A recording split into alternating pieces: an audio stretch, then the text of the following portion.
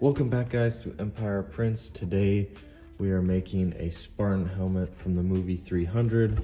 I love this movie. It's a great movie and I don't see a lot of these out here. And I found this incredible file over on Etsy, which I will leave a link down below. So let's get started. Now, with all my helmets, I always start with a 220 grit sandpaper over the entire helmet. I give this thing a really rough sand. I will say be careful when you are sanding that nose. The last thing you want to do is break that thing off, and it's just pretty much gonna have to just print the whole helmet again, because filling that back in and sanding that seam line you're gonna have, and then the whole structure is gonna be off. So just be very careful.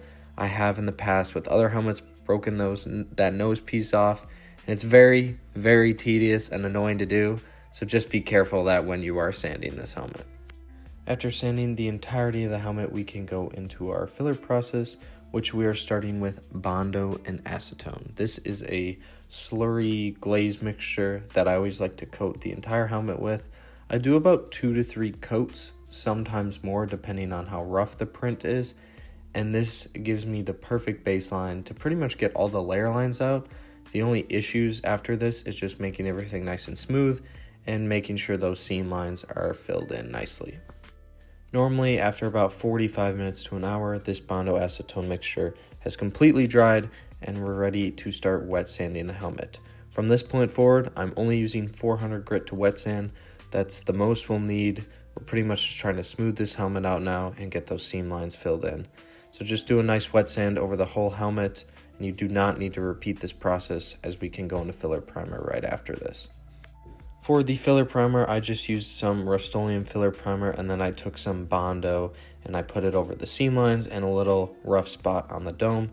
And then we're just going to rinse and repeat that 400 grit wet sand, put some Bondo on, put some filler primer on. You pretty much just repeat this process until you're happy with the final result and all the layer lines and imperfections have been removed.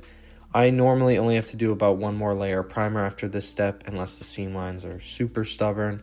Luckily on this helmet they weren't, so this was very quick and easy to sand down this helmet. Now, to get that bronze gold finish, we need to start with a chrome / metal base coat. And I started with a Rust-Oleum gloss black. You don't need anything we're not going for a perfect chrome here, so you don't need to do a 1K or 2K clear coat over a flat black. I just did a Rust-Oleum gloss black. As long as you sand your helmet nice and smooth, you can get a really nice shine from that gloss black, which is what we got here. I had to do about 5 to 6 layers of chrome to get that nice shine that I was happy with. Like I said, we're not going for chrome, we're going for that metal look. This is going to give that really nice shine. And then I'm going to use some Liquitex acrylic ink. I just got this yellow. It's from Michaels. It's a little expensive for the ink bottle, but this is how we're going to dye the chrome, essentially, that yellow goldish bronze color that we get here. I had to do about 6 layers. Sometimes it takes up to 8 layers to get that really nice color that you're looking for. And then we're going to go into a black wash, which is pretty much, we're going to just weather this helmet. This is all we're doing to weather this helmet, nothing crazy. I wasn't going for a super destroyed look. I just wanted it to have a little story behind it, like it's been used in battle. And this black wash over the chrome always looks so good, and this is what really completes the helmet to make it look like it's been forged. And now we can get into the glamour shots. If you've made it this far in the video, thank you so much for watching. This was a very quick helmet build, but I'm very, very happy with how it turned out, and I'm glad to finally have gotten around to making this helmet. I love the movie 300, and these helmets are just so cool looking. So I hope you guys enjoyed this video. Stay tuned, and I'll see you in the next one.